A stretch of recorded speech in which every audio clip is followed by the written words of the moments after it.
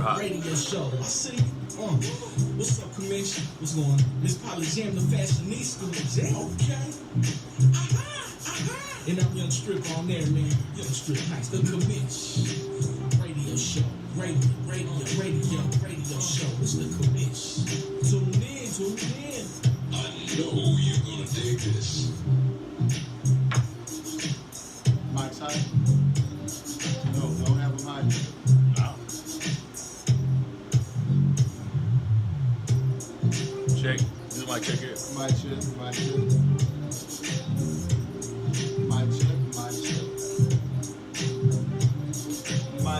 Mic check. I will continue to mic check till you tell me everything's okay. Mic check. Mic check.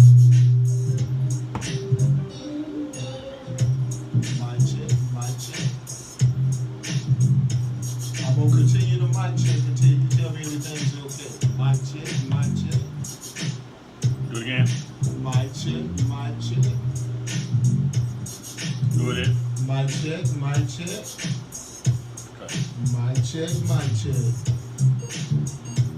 Mic check. I'm gonna continue to do this till you tell me everything's okay. Mic check. I think I can 1, do it right 2, there. 3. You ready on that one? Let's Yeah. slow it down. It's a little too much of an echo. All right, there you go on down. And I think that may be a little too loud there. All right, let's go with this one. Give me a mic check on this one. We should have did this before we got people in there. All right, let's go with another drop. All right. Hello, I'm Chris Howell, co-founder of the Chris Howell Foundation. The Chris Howell Foundation, our goal is to strengthen individuals and families in the areas of financial literacy, mental health, and health in general. If you need assistance in any of these areas, I invite you today to go and check out our website, chrishowellfoundation.org. That's chrishowellfoundation.org. Top of the day, people. Johnny Magnificent back here with GPS, Get Published Successfully. You can reach me at getpublishedsuccessfully@gmail.com. And when I'm looking to get all the news, We're already live on your page right I there. tune into the editorial. This is Dr. Jeffrey R. Mitchell, President, son of the baddest radio in the land for sports, news, You know what those entertainment, mics sound and like? what's going on in our community. Tune in to the commission, ladies and gentlemen. Peace. You heard me, man. Your mics are wide open. Calling all women, entrepreneurs, and small You're not business doing well owners. with We the are mics. hosting Your the mics Run are- Women's Conference at the AT&T Dallas Stadium on July 20th with the incomparable Les Yeah. Brown, we're Johnny about ready. Wembry, Shelly But your Hunt mics from the are Women of hopefully Global heard you on Change, here. Smiley Elmore from the Power Team, and you. Bring your business, bring your business savvy, and join us at the Run Women's Conference July 20th at the Dallas Cowboys Stadium in Arlington, Texas. Get your tickets at www.runconference.org. Hi, my name is Deborah Peoples, and I live and love the city of Fort Worth, Texas, and that's why I'm running for mayor of Fort Worth, Texas. We have many great residents who deserve an amazing life, and I want to give it to them by becoming the next mayor in Fort Worth. And now, whenever I want to know what's going on in the community, I tune in to the commish because Okay, we're that's going on the after this. news you can really use. Get those mics right the next time. Okay. We did that one. We should have went live Hey, on what's this. going on, Commish? I see you, man. All right. Yeah. It's the Commish radio show. Radio. 2. All right, that's a beautiful fade, I understand you ladies and gentlemen were listening in to the Commission Radio Show intro. We owe that to Young Strip on air, who is listening. We also have Jesse on controls, and we have Lotus Jade. She's going to be here to talk about her special project, her column, if you will. And I wanted to go ahead and briefly just address the things that are happening in our community. As you know, the Commission Radio Show, we will be back tomorrow. Yes, tomorrow. We will have 3 shows this week. We will be back tomorrow. We will have Miss Ruth Torres, who's running for City Council in Dallas. We have Miss Ruth Torres, who's running for City Council in Dallas. We have Miss Erica Adams, who's on board with us as well. She's tuned in. I want her to go ahead and tell about her organization, and she was our guest last week, so she's going to tag it here on Facebook Live. So she's going to go ahead and do that. This week, on Inside Texas Politics, where you can see me at 9 on 8, I talked about the Nightmare on Elm Street. The Nightmare on Elm Street, in which a woman was beaten, and she was beaten, and as you know, the charges, it took protests from the community to get those charges leveled against her. And I condemn the fact that we had to protest in order to get those charges. Women in general, all across these United States and across the world, it just doesn't stop at our borders, have been traditionally and historically have been viewed as second-class human beings. And we have to stop that, folks. We have to stop that, folks. And some of us in the activist community as well need to draw a line when it comes to allowing our women, and I said our women, that's mankind's women, to be attacked, to be treated with disrespect, and everything else. Now, I condemn wholeheartedly anyone who's in a particular position of what I consider to be manhood, so to speak, influence, so to speak, to do things that would be degrading to our women. And I wrote a column in the North Dallas Gazette last year. It was called In Defense of Women, of Black women. So I wrote that, and it would be incumbent of me not to address things, to walk around with blinders on and not address it. You've read the newspapers, you've seen the newspapers, you've seen the news, and you probably will see the news later on tonight. But I want to say right now that when it comes to defending our women, that's what we have to do. We have to be in defense of our women. Got a name from a woman, got a game from a woman. We must protect our women. I'm going to say it again. We got our name from a woman. We got our game from a woman. We must protect our women. That's what we must do. We must do that. So in the coming days, there will be other updates that I'm willing to share with you. The updates that I'm willing to share with you is because Women's History Month and Women's Month is not just 1 month in the year. It's 12 months in the year. And with that being said, that's the reason why we have Ms. Lois J. on the show. Thank you so much for inviting me to come and sit in with you. I really appreciate the opportunity. All right. Yeah, thank you. We've been looking forward for this for a long time. A long time. Tell us about yourself and the organization that you represent.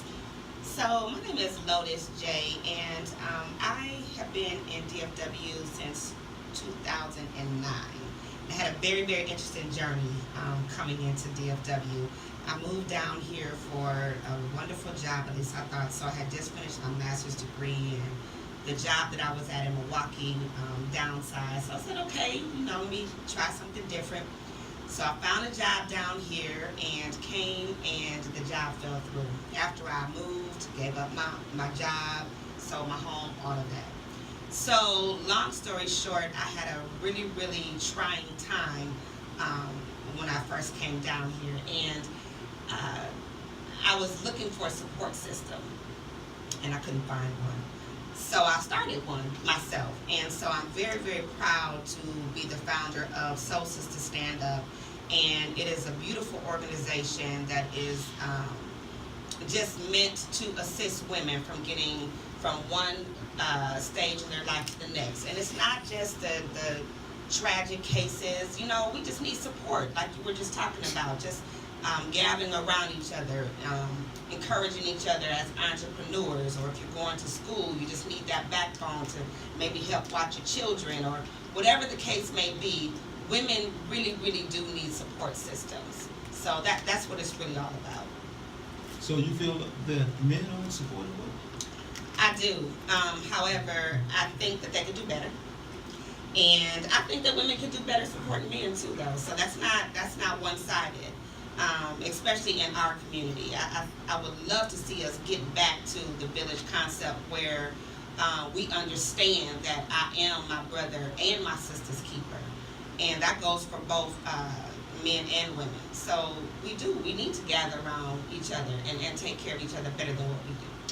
What is the biggest concerns, and I'm not a woman, what is the biggest concerns that women have today? I would say there are way too many women doing it alone. Way too many women doing it alone. The numbers of single parent homes with mothers is astronomical, and it should not be, because children need men in their lives, and women need men in their lives too. And it doesn't, even if it's not your significant other, that's going back to the village. Even if that individual is not your life partner, but when you have your community brothers and your community sisters coming together, then you're not in it by yourself. There are too many people, especially black women, that feel like they have to do it all by themselves. So you're not referring to just women just finding a life partner. You just said. I'm not talking just that. No, I'm talking about support because systems. some men, when they look at women organizations, that's what they think. Well, it's a bunch of angry women, And that's unfair. That's really unfair. Just because we have women that come together, collect, and black women really get that stigma. And I'm trying to break that. I don't really believe in the mad black woman syndrome. If you do encounter quote mad black woman, then we need to get to the root of the problem. Why is she mad? What is she angry about? Is she mad about something? So let's start there. Let's get to the root of it so we can pull the weed out and let that flower blossom. Now, your organization, what's the name of it? It's Soul Sister Stand Up. Our website is soulsisters.org, and it is an absolutely beautiful sisterhood, and we really, really strive to take care of each other and be what we're looking for. So what's the concept of it? You gave me a broad view of it. What's the concept? So what are you looking for? If a woman was to join the organization, what should she expect and what should you look for? Okay, so there are a lot of sororities out there, and I love it. I love the sisterhood. However, a lot of times people they don't feel comfortable going to certain sororities based on the foundation or what they think each one represents. Maybe it's a financial bracket or educational bracket or something like that. Soul Sisters for everybody. We have women as young as 18 and as old as whoever wants to join. And I really look for the elders to come in and really to teach us so we can teach the ones coming behind. And I'm actually kind of tipping on that line right there. I'm getting to that point where I cannot say elders teaching. You know, you always have elders, but you know what I mean. I'm kind of getting to that point where You're not an elder. I'm an elder. I'm on my way now. I'm knocking at the door. But yeah, so we have women of all ages that really just want to come together and help to push from one station to the next. For example, entrepreneurs. A lot of times you don't know where to start. You just know that you have this vision, you have this hobby, it's something that you really enjoy doing, and you want to find a way to monetize that. So that's where we come in. You know, we sit and we talk and we try to figure out what your interests are, and then we have other sisters in the organization that can kind of help take you from one step to the next, whether it's the banking, the accounting, getting your website up and going, some counseling, marketing. So all those different things, we want to kind of come together and provide the services that maybe we can't afford, you know, going to a big firm to get those things when we're just starting off. And what are you ladies meeting? We have a couple different locations. We have right now we're in the process of opening our Soul Sister Communal Living House, which is very exciting. So I'll tell you a little bit about that. But another place that we meet at on a regular is Brick House Lounge in Arlington, Texas. That's the place where you go to party. We do so much more than party at Brick House Lounge. Shout out to Brick House Lounge in Arlington, Texas. Daryl G. Daryl the G. Alexander. Daryl the G. Alexander. I see he's now not Daryl G. He's the Daryl the G. No, wait a minute. I'm too proper. Yeah, Yeah, I too should proper. Daryl what? The. THA. Okay, I got it. Shout out to my boy. Yes, yes. And so he allows us to come in, and like last month we did a party. It was a fundraiser for our sisterhood, and it was called the Little Black Dress Cocktail Party. We had over 100 women that came in their black cocktail dresses, and we celebrated sisterhood. You know, we talked about the different businesses that were represented there. We had vendors, we had food and drinks, and then we just really, really celebrated sisterhood and talked about what that means. So the next one is coming up. It's May 25th, and this one is called She's So Sexy in Her Sundress. It's a free event, but we are looking for sponsors. Again, it is a fundraiser for our communal living home. So it's a lot of fun, though. Okay. The home that you're beginning to build. How many sponsors you need to pull it out? Well, we're looking for this house. We're starting off with one, and it is our goal to, by the end of the year, be able to duplicate that in another neighborhood here in the DFW area. But what we're doing is a small group of women.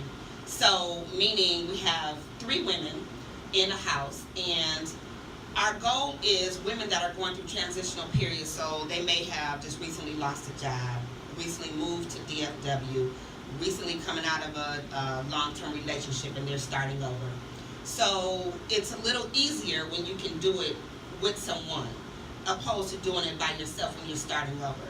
So this house is designed to do that. So we're looking for sponsors to sponsor these ladies for the first couple months, and then they have to take it up from there, because we're not trying to enable anybody. We're not really just trying to take care of anybody either.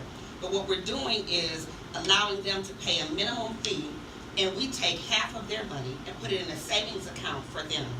And the sponsors cover their living expenses, and then when they leave, we'll have something to give them to help with their rent and security for when they move on.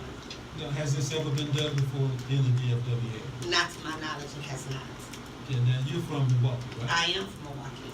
All right. Now, have they done it in Milwaukee?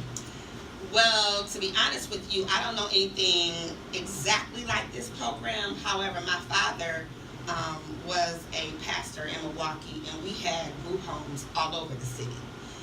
He did not charge them, but what they did was he had men's homes and women's homes, and what they did was they come in and they would work to pay for their living expenses, but he didn't charge them. And help. He had an outreach ministry, so they were going through, you know, transitional periods as well. Some were fresh out of jail, or maybe dealt with some addiction issues and things like that. So they had to go through their different classes and things. And then once they were ready, then he would help them to purchase their own homes. So I've seen it, but not quite the way that I'm trying to do it. You're doing the ministry as well, then, just in the. That's not. What's the matter? Yes, I guess it is ministry. You know. I definitely want to keep their spirit alive. I do. But it's about the spirit. It's about the spirit. So your spirit can be broken down very, Yes. very easily. And all it takes is just a series of events that Right. happen, and then you're over the edge. Right. Have you ever felt yourself in that situation?